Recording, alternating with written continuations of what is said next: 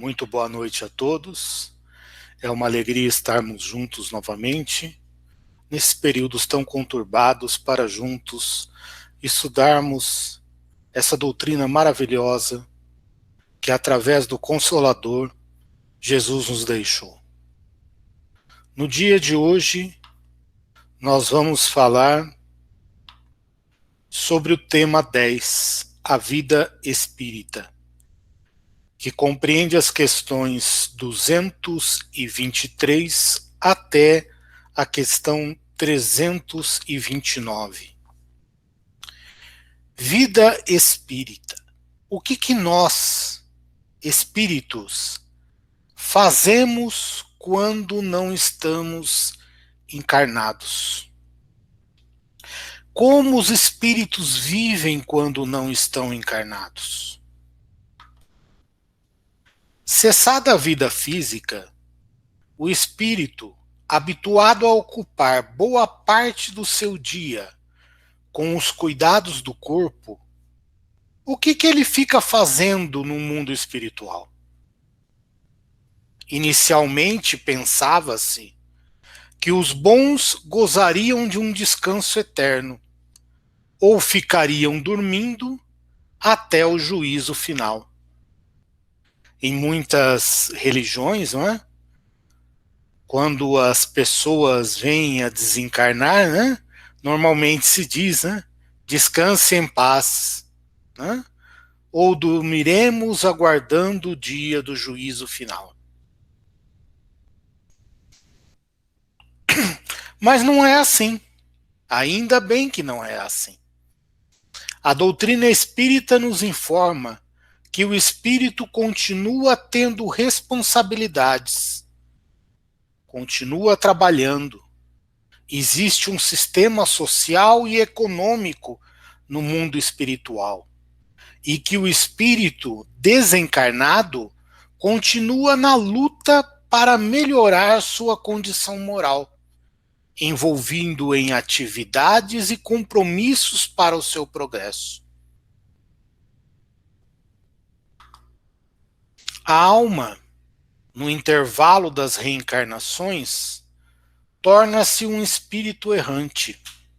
Espírito errante é uma nomenclatura que Kardec utilizou para determinar, para indicar aqueles espíritos que não estão encarnados e encontram-se no mundo espiritual aguardando a oportunidade de uma nova encarnação. Mas errante não é no sentido de errado, mas no sentido de não estar fixo a uma situação. Porque naquela situação em que o espírito se encontra, como espírito errante, é uma situação transitória. O espírito errante, ele aspira a um novo destino que o espera. Porque enquanto o espírito não atinge a pureza de espírito, não se torna um espírito puro, ele vai depender do processo das reencarnações para progredir e para se melhorar. Nós vimos em reuniões anteriores que o espírito vai ter a oportunidade de reencarnar tantas vezes quantas forem necessárias, até que atinja a pureza de espírito. E ele é exatamente errante porque nunca está fixo numa situação. Ora ele está encarnado, ora ele está desencarnado. Reencarnado, o espírito tem o período da existência corporal para preparar a sua bagagem para o retorno. Então, durante a nossa existência, durante a nossa encarnação, nós preparamos a nossa bagagem para o nosso retorno. Mas que bagagem é essa? O que nós vamos colocar na nossa mala? Bens materiais? Não. Bens morais. Aquilo tudo que nós aprendemos aquilo tudo que nós evoluímos para levarmos de volta para o mundo espiritual. Porque quando nós estudamos anteriormente, o espírito ele sempre progride. Ele pode estacionar, mas ele não regride. Então tudo aquilo que ele aprende faz parte da sua bagagem no retorno à vida espiritual. Uma vez desencarnado, desfazem-se as malas anteriores e já se inicia o preparo de uma nova imersão na matéria. Esse intervalo entre uma encarnação e outra, ele pode durar horas ou pode durar séculos. Muitas vezes, por suas necessidades, o espírito desencarna e rapidamente encarna novamente. Há outras situações, que nós vamos ver daqui a pouco, em que este reencarne, esta nova oportunidade na matéria, demora algum tempo. Portanto, espírito errante é aquele que no estado de desencarnado ainda tem necessidade de reencarnar. Quando um espírito não tiver mais a necessidade de reencarnar, ele é um espírito puro, ele deixa de ser um espírito errante. Portanto, existem 3 estados para o espírito. O espírito pode estar encarnado, pode estar desencarnado na situação de errante, aguardando uma nova reencarnação, ou ele já é um espírito puro que não necessita mais obrigatoriamente de reencarnar. Quando ele reencarna, é por vontade própria, normalmente em missão. Quando ele vem para cumprir alguma missão naquele planeta, para ajudar aquele planeta, para ajudar a humanidade daquele planeta a progredir mais rapidamente.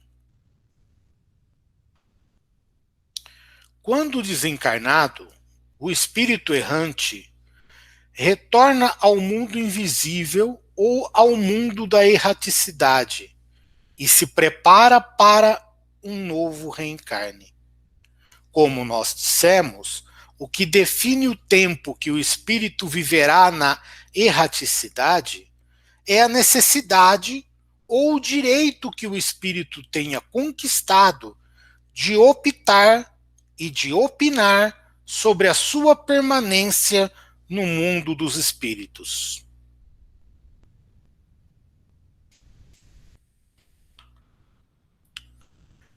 Existem espíritos que, pela sua evolução, pelo seu grau evolutivo, podem solicitar ou definir o tempo que permanecerão no mundo espiritual.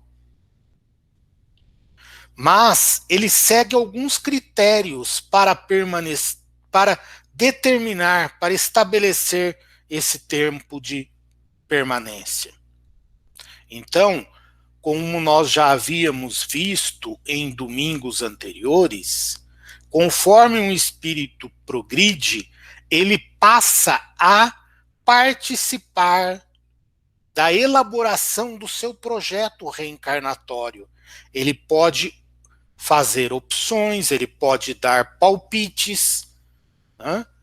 E então ele pode também definir ou solicitar ficar um tempo no mundo espiritual ao invés de imediatamente reencarnar.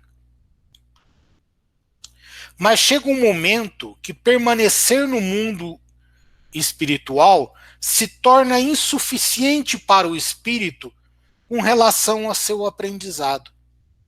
Esgotou-se todas as possibilidades de aprendizado no mundo espiritual. E ele necessita de uma nova encarnação para se melhorar e o espírito acaba solicitando uma oportunidade de reencarnação. Porém, aqueles que não têm essa condição ainda de determinar quando e como reencarnar, não ficam sozinhos. Sempre existe um direcionamento, uma orientação por parte de espíritos superiores a ele que o ajudam a se preparar para a nova reencarnação. A necessidade ocorre quando um espírito, a necessidade de permanecer no mundo espiritual, de permanecer na erraticidade, ela ocorre quando um espírito, por expiação, precisa permanecer no mundo espiritual. Ele deseja muito reencarnar, ele quer muito reencarnar, mas como expiação, como uma forma de aprendizado, como uma forma de castigo, entre aspas, ele fica lá no mundo espiritual e não recebe a oportunidade de reencarnar. É um aprendizado. Em outros casos, o espírito permanece no mundo espiritual para aprender novas coisas, para se preparar para a reencarnação. Por quê? Porque Deus só nos permite uma reencarnação quando nós estamos preparados para cumprir o nosso plano reencarnatório. Ele não quer que nós venhamos à Terra ou a qualquer outro planeta para falirmos, para falharmos. Então, muitas vezes, a espiritualidade que nos acompanha, que nos ajuda, os espíritos superiores, eles chegam até nós, olha, se você for encarnar agora, não vai dar certo, você vai falhar, então fica mais um tempinho, vamos aprender novas lições, vamos trabalhar para que você esteja em perfeitas condições de vencer a próxima encarnação, de obter sucesso na próxima encarnação. Aí nós podemos fazer uma pergunta que vem à nossa cabeça. Estar sujeito à reencarnação, precisar reencarnar, significa para o espírito que ele é inferior ou que ele é mau?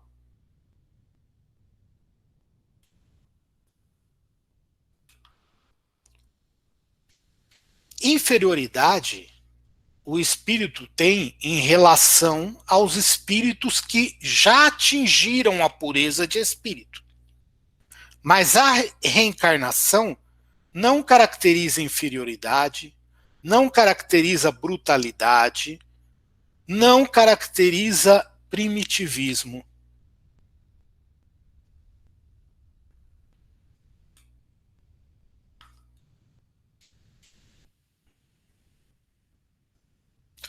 Só um minutinho, fizeram-nos uma pergunta. O espírito que desencarna e em seguida encarna novamente em um curto espaço de tempo, significa que o tempo que ele teve na Terra encarnado não foi suficiente para cumprir ao que veio? Pode ter desencarnado antes do tempo? É uma pergunta bastante interessante. E a resposta para esta pergunta é: depende. Há casos em que o espírito ele desencarna e reencarna quase que momentaneamente por necessidades de recuperação do seu perispírito. Ou seja, durante a atual encarnação, eu cometi alguns erros, alguns deslizes que prejudicaram e muito o meu perispírito. Então eu volto numa nova reencarnação, normalmente de curta duração, para que eu possa recuperar o meu perispírito, recuperar a sanidade do meu perispírito, para que eu possa, depois disso, ter uma reencarnação mais proveitosa. Porém, dizer que o tempo não foi suficiente para cumprir ao que veio, não é correto. Se o espírito optou por interromper a sua encarnação de uma forma bruta, pelo suicídio ou por alguma outra forma,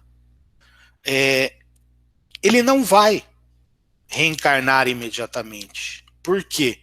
Porque, primeiro, ele não está em condições para reencarnar novamente. E segundo, ele vai primeiro precisar passar por um tempo de expiação para aprender, para valorizar a vida, a oportunidade que Deus o deu e se preparar para uma nova reencarnação.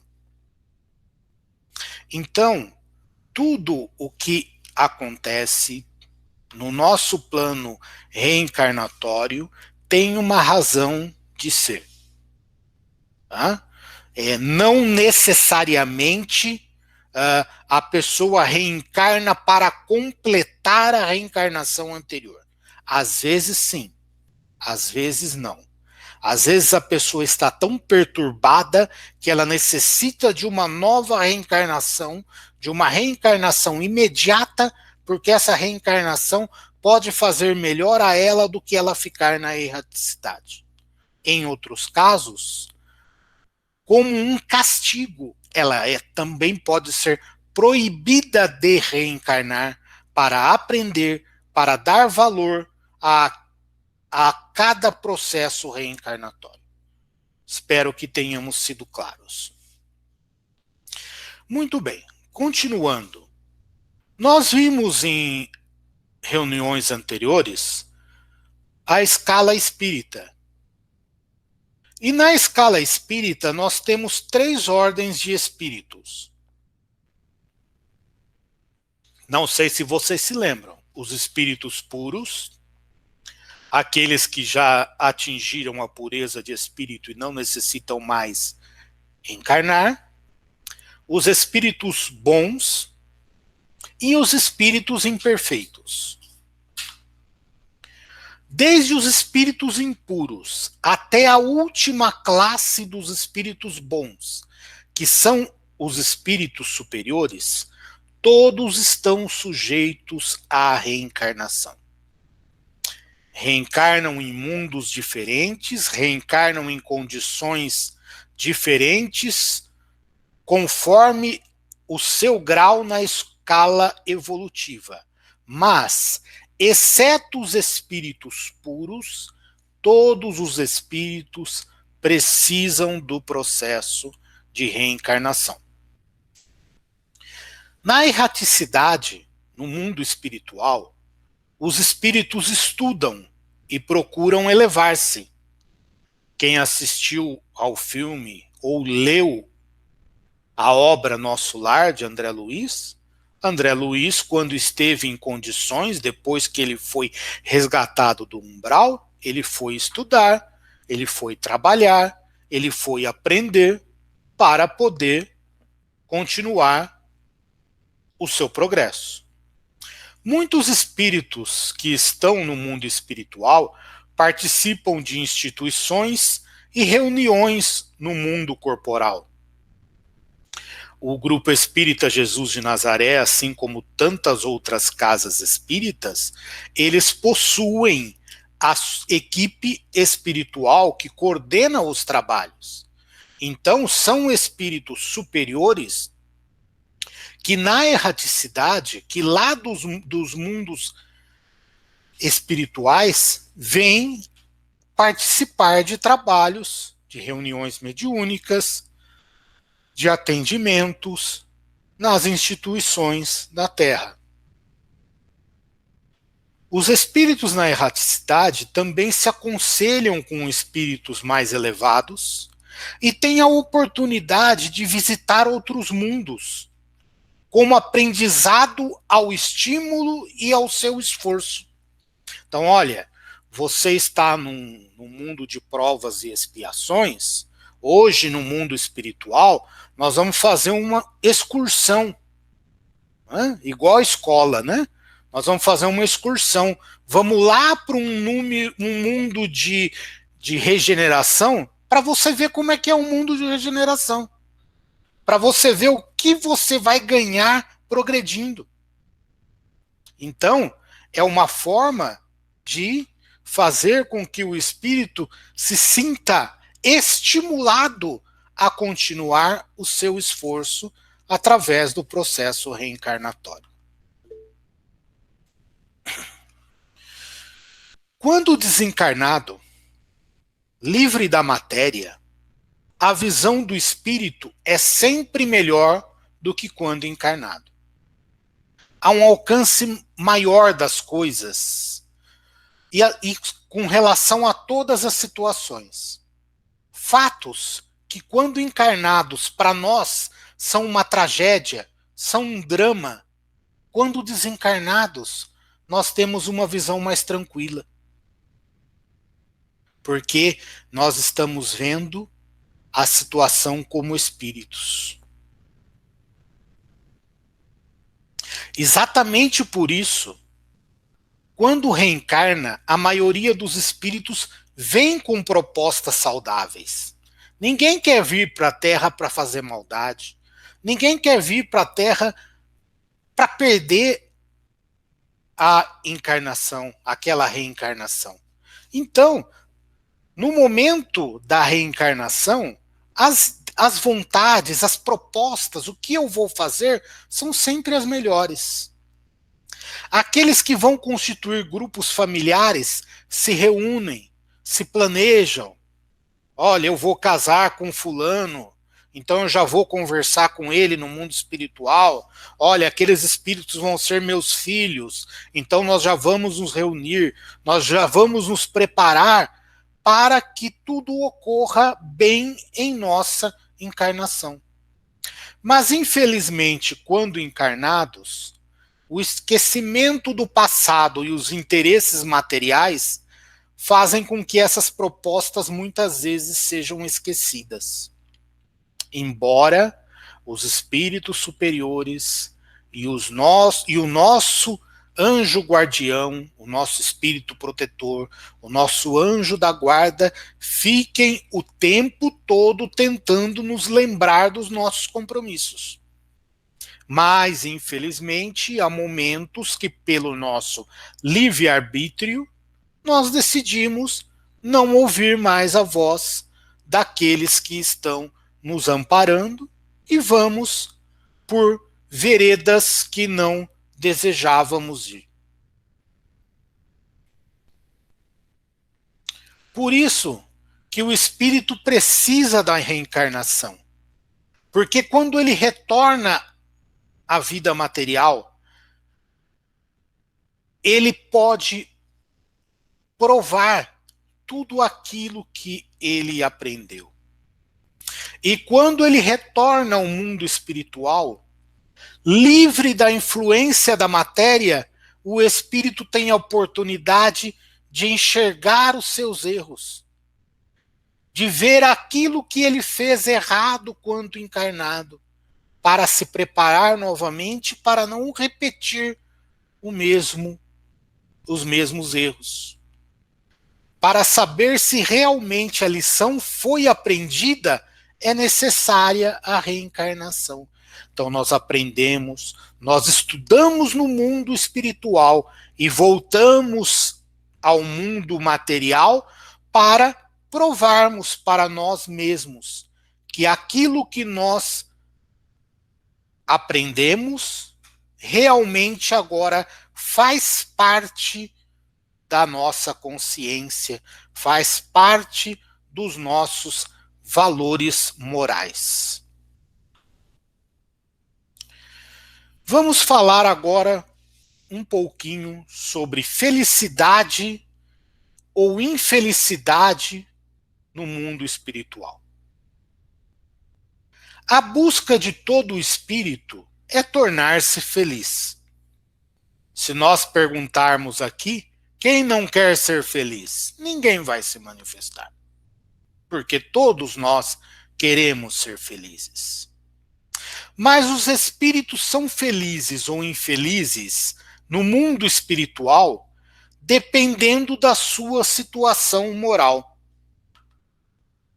Quanto mais imperfeito, mais sobrecarregado de vínculos materiais, mais sujeito às paixões humanas, escravos de vícios, mais dolorosa se faz a separação do corpo e mais ele sofre na condição de desencarnado.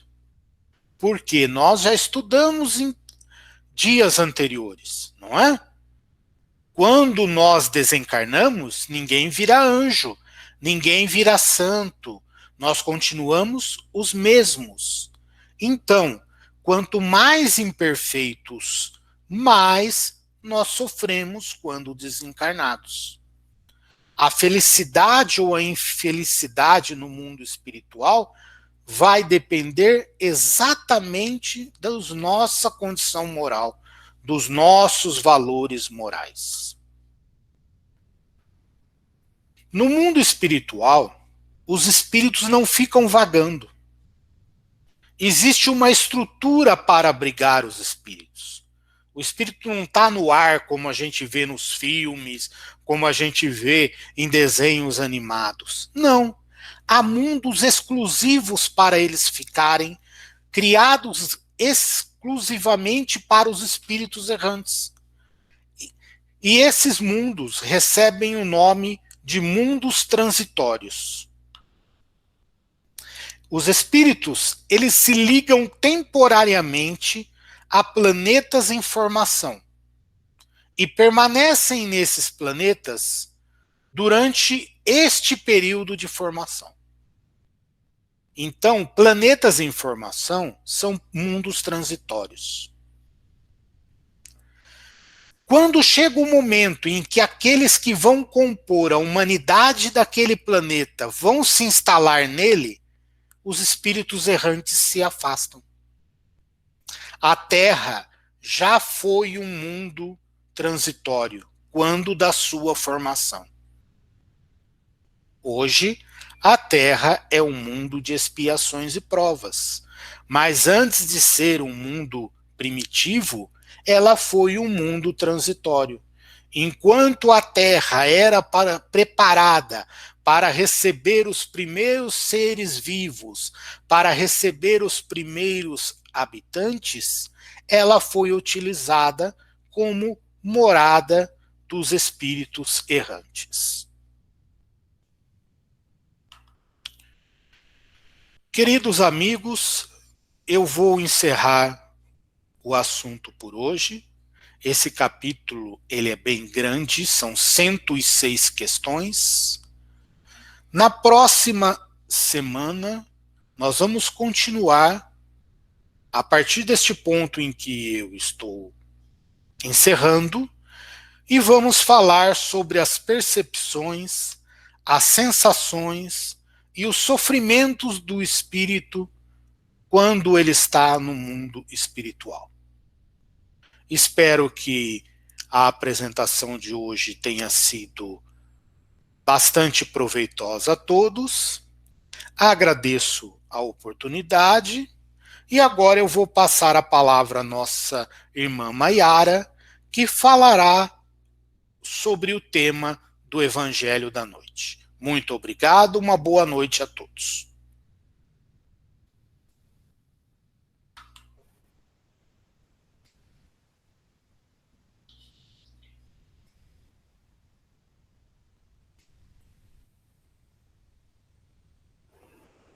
Boa noite a todos. Obrigada, Eduardo. Ótima explanação. Hoje, queridos amigos, eu vou dar continuidade ao capítulo 9 do Evangelho segundo o Espiritismo, que fala da mansuetude. Eu vou dar uma pequena recapitulada sobre o que nós conversamos na semana anterior. Então, só lembrando que esse capítulo, ele fala de duas bem-aventuranças. Os que são brandos, porque possuirão a terra, e os pacíficos, porque serão chamados filhos de Deus.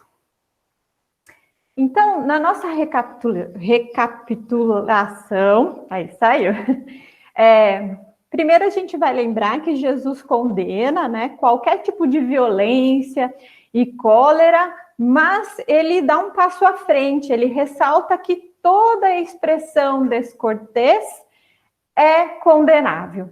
Então, toda palavra ofensiva que nós estendermos ao nosso irmão é um sentimento contrário à lei de amor e caridade. Não é só quando nós agredimos o irmão, não é só quando nós causamos injúrias, contamos alguma inverdade sobre o irmão, muito pelo contrário. Qualquer resposta grosseira, né, qualquer desentendimento que nós nos dirigimos ao irmão de forma descortês é condenável. Então, aí nós falamos com um pouco mais de importância sobre a cólera, né? Que a origem da cólera é o orgulho ferido. Então, todas as vezes que um irmão se refere a mim e eu senti, né, dentro de mim uma necessidade de revide, é porque eu ainda tenho orgulho a ser trabalhado dentro, né, das minhas inferioridades, e também eu preciso trabalhar a humildade, porque se o apontamento daquele irmão é um apontamento correto, adequado, eu realmente não estou não estou cumprindo com os meus deveres, ou não estou tendo uma postura adequada, o irmão me apontou, eu preciso trabalhar a minha humildade para conseguir ouvir o meu irmão e não sentir o orgulho do revide. Então, a cólera, ela nunca resolve, ela desencadeia processos de estresse corpóreos que são fisiológicos e vão comprometer a minha saúde espiritual e corporal. Ela desestabiliza todo o ambiente em volta. Então, eu vou expelir toda aquela energia desequilibrada e aí comprometo todo o ambiente. Eu vou deixar infeliz os meus entes, seja os meus colegas ou os meus familiares, porque eu vou estar embebido daquela cólera e vou respondê-los de forma grosseira. E à medida que o tempo vai passando, que eu mantenho essa postura, eu vou angariar plateia espiritual, e essa cólera pode vir ganhando volume, e eu posso cometer algum ato que vai me comprometer pelo resto da minha vida, pode me trazer mais débitos espirituais. Então, é um segundo ali que eu perdi o meu controle devido à demência, né? A demência temporária, que é a cólera, eu não raciocino, eu posso cometer um ato que pode me comprometer de forma muito infeliz. Então, lembrando que todas as virtudes são inerentes ao espírito, então eu não devo olhar para a composição corporal do meu irmão para sim achar que ele é um irmão que possa ser violento, colérico, ou que o outro deva ser meigo e delicado. Então, eu não posso dizer que uma pessoa que seja grande, corpulenta, é colérico, violento, e uma pessoa que seja franzina, ela é meiga. Não tem nada a ver com o nosso corpo material, e sim com as nossas inferioridades do espírito. Então, todas as vezes que nós dissermos em relação a essas questões, né, da cólera, ela está sempre ligada a essa inferioridade que cada um tem que trabalhar dentro de nós, e essa inferioridade não faz parte de um terceiro, né? Ela não é impossível de ser transformada, muito pelo contrário, é falsa essa afirmação. Qualquer inferioridade que nós carregamos em espírito é possível, e nós estamos encarnados para transformá-la em virtudes. Então, o nosso cenário atual, ele, até este momento, é muito claro o Evangelho, né? Fala que até agora os bens são assabarcados pelos violentos. Então, o que nós vivemos agora, né, de quem é desonesto, de quem é cruel, ainda consegue ter consegue angariar bens materiais, é bom lembrar isso, bens materiais, enquanto algumas pessoas que são benevolentes ainda vivem com pouco ou com ainda nem o necessário. Então, este momento é o cenário atual da Terra e era previsto que isso acontecesse. Então, a revolta não nos é lícita. Então, nos revoltar de maneira colérica em relação a este cenário não nos é lícito, porque está tudo dentro no caminhar do Pai. Então, a característica do nosso processo evolutivo da Terra é a virtude, é a nossa atividade intelectual. Então, nós temos um avanço muito grande na nossa tecnologia, mas o nosso vício é a indiferença moral. Então, nós avançamos tecnologicamente para angariar bens materiais. Ainda nós não avançamos do ponto de vista a que essas questões intelectuais possam ser em relação a trabalhar o nosso convívio, né? A estender a mão para o irmão. Então, essa é a nossa recapitulação bem rápida do que nós conversamos de forma mais profunda na semana passada. Agora eu vou entrar numa parte do capítulo que traz o que nós devemos fazer, né? Qual é o caminho para que esse cenário mude? Então, um primeiro passo é entender o que o Jesus quis nos dizer sobre essas bem-aventuranças. Então, a primeira que nós vamos falar é sobre os bem-aventurados, os brandos, porque possuirão a terra. Então, essa expressão, né, de herdarão a terra faz menção de que o nosso planeta está passando por uma transição, o que é muito claro por tudo que vem acontecendo, né, atualmente. Sempre foi nos dito que nós estamos caminhando para um mundo de regeneração. Assim, herdarão a terra, ou seja, ficarão aqui, né, reencarnarão na terra, que será uma terra de regeneração, quem for brando. E os irmãos que ainda persistirem no mal, na cólera, né, eles vão ser encaminhados para mundos inferiores, no qual a inteligência será preciosa, e o qual ainda o nivelamento energético desses irmãos for mais adequado.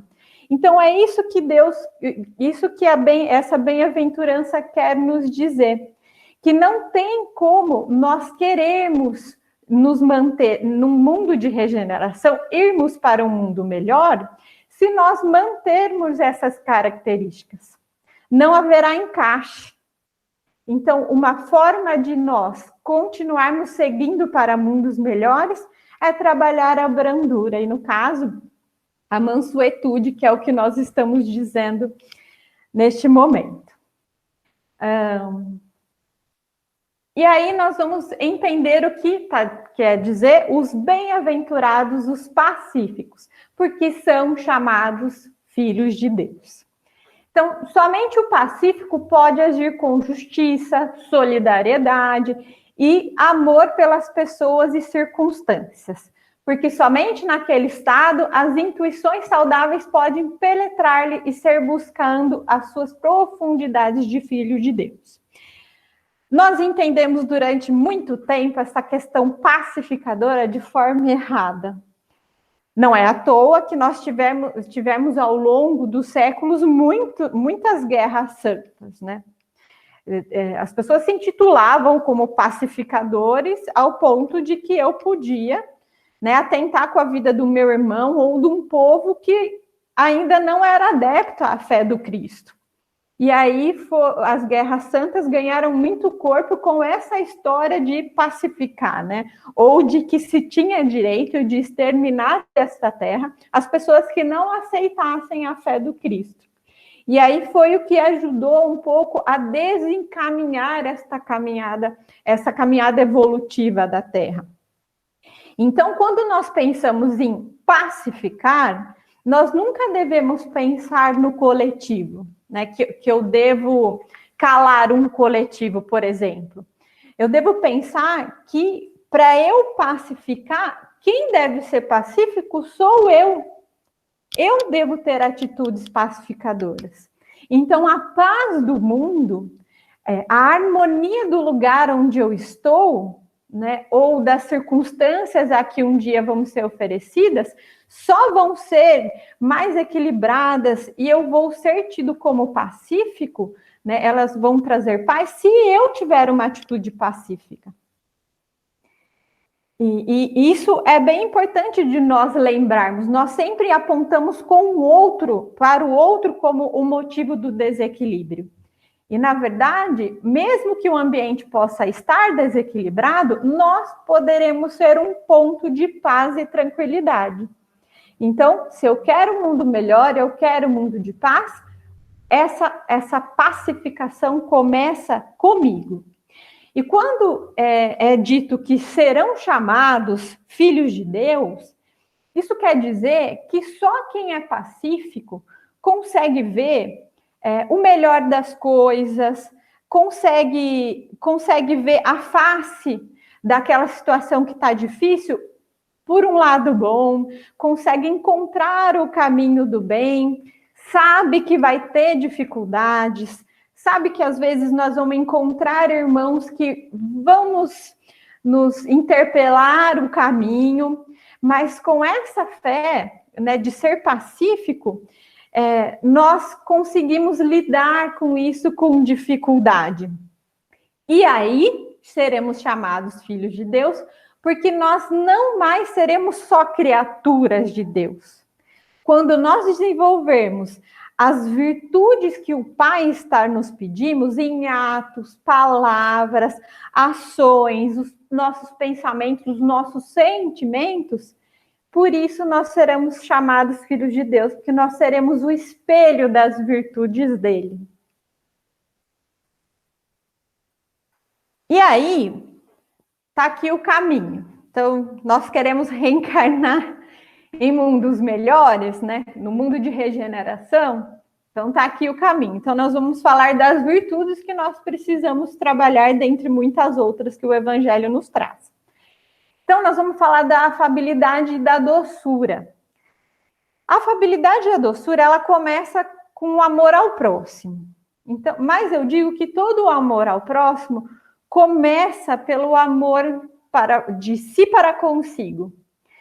Se eu não consigo compreender o meu próximo, se eu ainda não consigo amar o meu próximo, é porque eu ainda não obtive a minha cura. Eu não olhei para mim mesmo com amor. Eu não trabalhei as questões que eu não aceito em mim mesmo.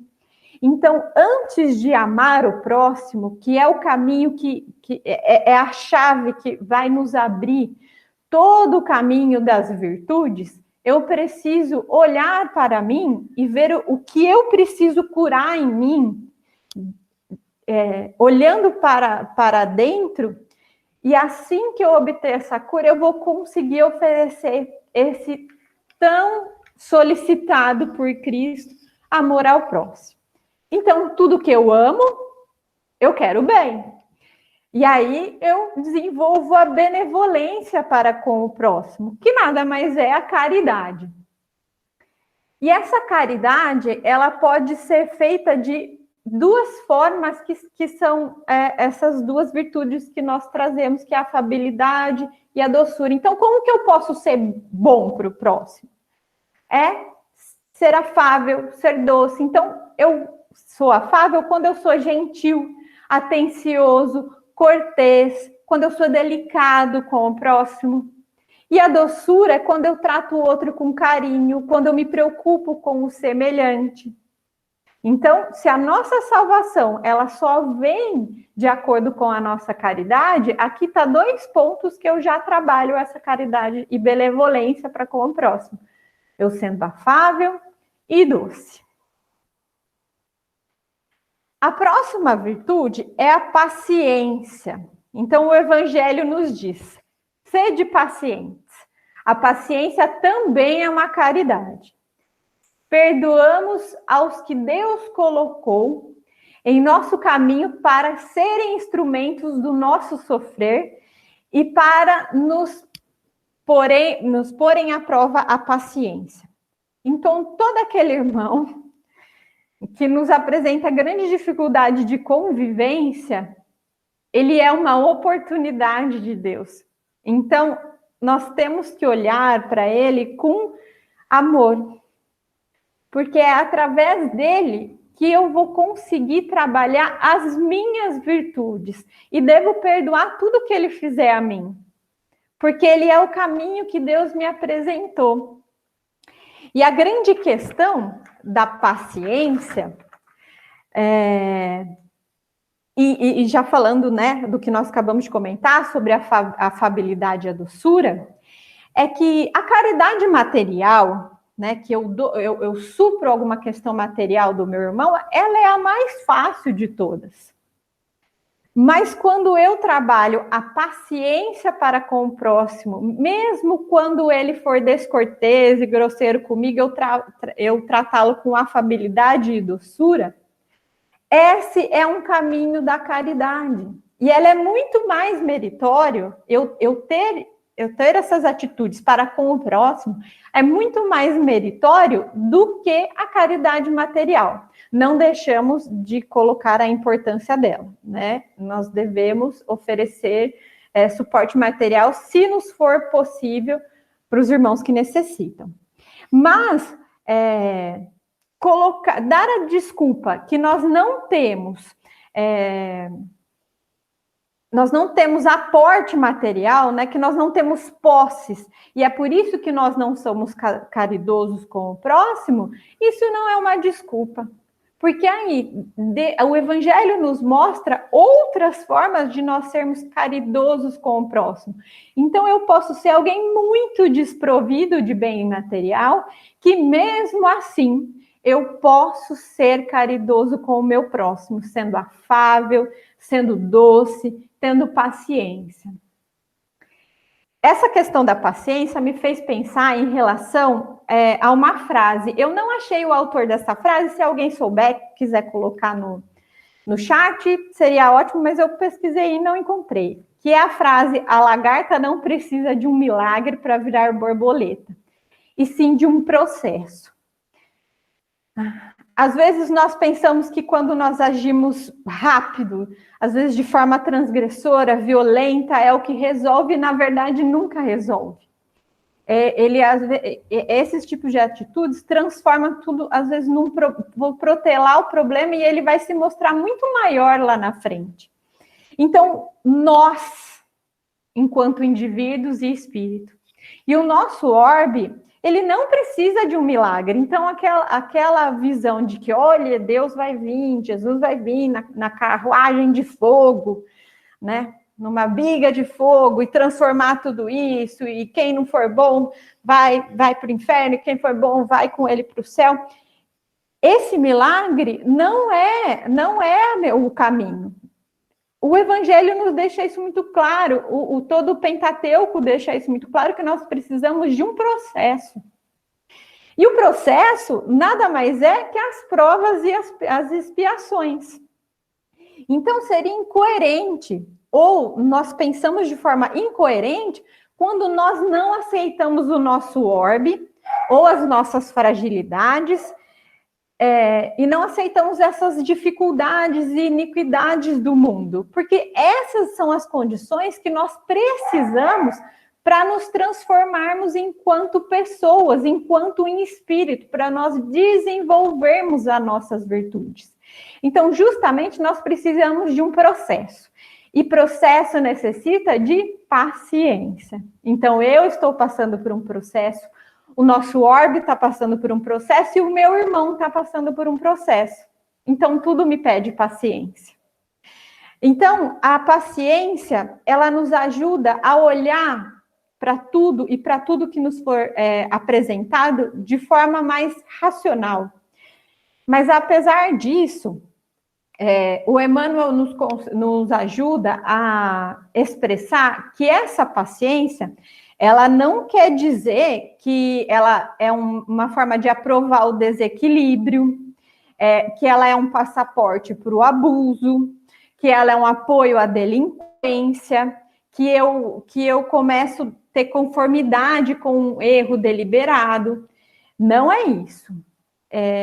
Justamente a paciência é entender esse processo, mas sempre ser fiel às leis de Deus para que eu promova a transformação.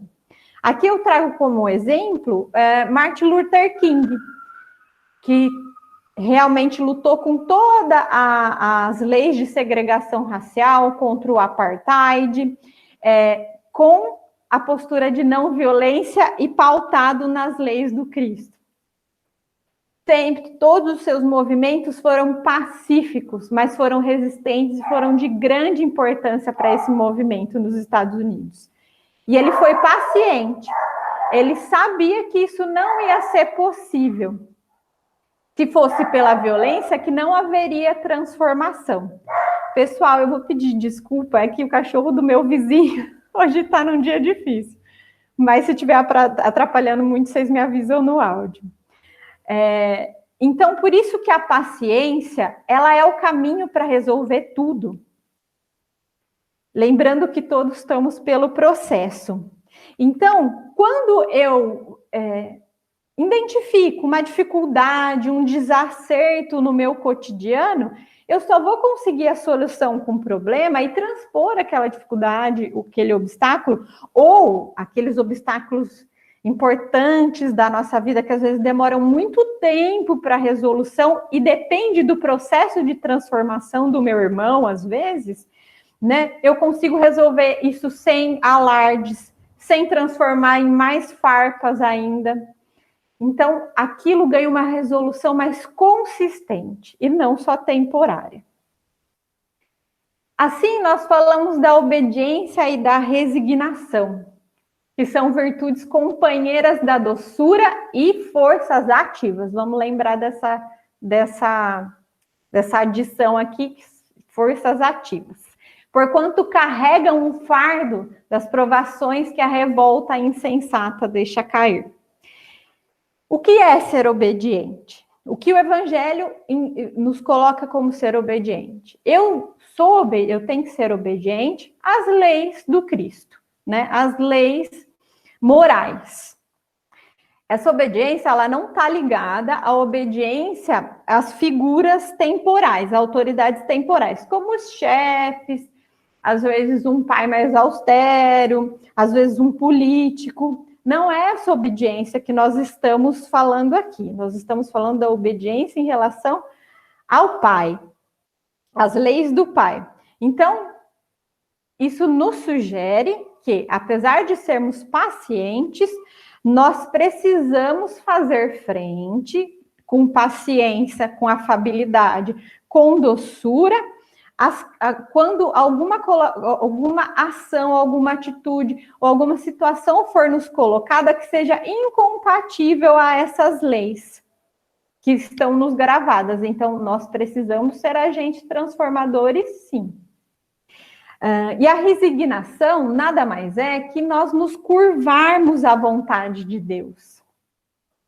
E o curso que nos foi pré-colocado para esta encarnação. Então, para nos depurarmos, né, nós devemos aceitar e compreender a nossa faixa evolutiva, como nós já colocamos, como o orbe, esse momento que nós estamos vivendo. Então, a resignação está nisso. Nós aceitarmos o período que nós estamos, o curso da nossa encarnação, e o que Deus quer para a nossa vida. E às vezes nós distorcemos um pouco essa resignação em relação a desistir desses desafios.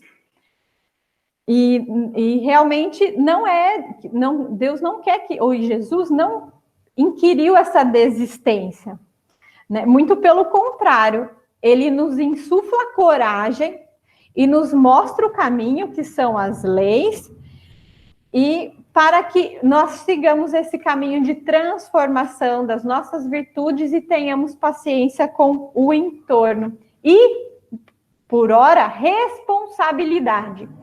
Todas essas virtudes que nós conversamos, nós ganhamos uma ampliação da consciência. Então, quando eu tenho, por base, as leis de Deus, todas essas virtudes já um pouco mais amadurecidas dentro de mim, eu amplio a minha consciência e eu consigo fazer uma leitura das situações de forma muito mais proveitosa. E assim, o que eu vou fazer em relação àquilo, a decisão é tomada de forma mais consciente e mais comprometida com o resultado que eu quero. E, terminando aqui, nós falamos da fingida bonomia. Isso às vezes acontece, a maioria de nós já fizemos, que é manter ali uma fachada em relação às pessoas que são desconhecidas, ao meio que nós não conhecemos muito, a uma certa fatia da sociedade, né? Então, nós nos mostramos como pessoas mais adequadas, mais dóceis, mais afáveis, e quando nós viemos pelo nosso ambiente doméstico, nós somos verdadeiros tiranos, né? Então, o Evangelho fala que não basta que dos lábios manem leite e mel. Então, não é só da boca para fora que eu devo ser afável. Se o coração, de modo algum, lhe está associado, eu só sou hipócrita. Aquele cuja afabilidade e doçura não são tingidas, nunca se desmente. Então, eu nunca vejo ele ter uma dupla atitude. Aqui eu sou um e lá eu sou outro. É o mesmo, tanto em sociedade como na intimidade. Esse, aos demais, sabe que, pelas aparências, se consegue enganar os homens. Isso nós vemos bastante, né? E Deus, ninguém engana. Então, eu preciso agir com grosseria com esse tipo de pessoa que eu sei que está com uma fingida bonomia em relação aos outros ou em relação a mim? Não. Ele merece paciência, afabilidade e doçura, entendendo que Deus está vendo, né? Nós temos as leis que logo vão trazer para essa pessoa que infelizmente insiste nessa postura os débitos do caminho. E então nós vemos várias falas como, você sabe, a partir do momento que não é feito o que aquela determinada pessoa quer, você sabe com quem está falando, né? Infelizmente nós vimos a questão do querido desembargador, que agiu de forma austera quando foi inquirido em relação a algo que ele estava transgredindo. Então, nós devemos prestar muita atenção se nós somos iguais em relação quando nós estamos da vitrine em sociedade e quanto os nossos entes mais próximos. Então, pessoal, eu gostaria de findar a minha fala dizendo que mais do que um guia moral, o Evangelho é um guia de saúde mental. Quantas contendas, quantas dificuldades, quantos desencaminhos nós teríamos evitado se nós tivéssemos seguido com afabilidade, doçura, paciência, sem revolta? Nossa saúde mental estaria muito mais preservada. E também gostaria de sugerir uma dica de livro. Tem um livro que chama Comunicação Não Violenta, que são técnicas para aprimorar relacionamentos pessoais e profissionais. Para quem não quer comprar o livro, é lógico, ele tem audiolivro no YouTube. Então, se alguém quer ter, além do Evangelho, que ali está toda a nossa bagagem necessária, alguma coisa mais prática e passo a passo, aliás, que o Evangelho sempre é prático, mas eu digo uma coisa mais... uma leitura adicional, eu dou a indicação deste livro, ele é bem bacana, e às vezes ajuda nós indicarmos para um irmão ou para nós mesmos, quando nós precisamos trabalhar essa questão de falar numa linguajar mais tranquila e afável para o nosso dia a dia e com o nosso irmão principalmente, que é o nosso alvo de caridade. Pessoal, eu agradeço. vocês terem nos prestigiado nesta noite e gostaria de pedir que o nosso irmão Alan fizesse a nossa finalização e a nossa oração de encerramento. Obrigada.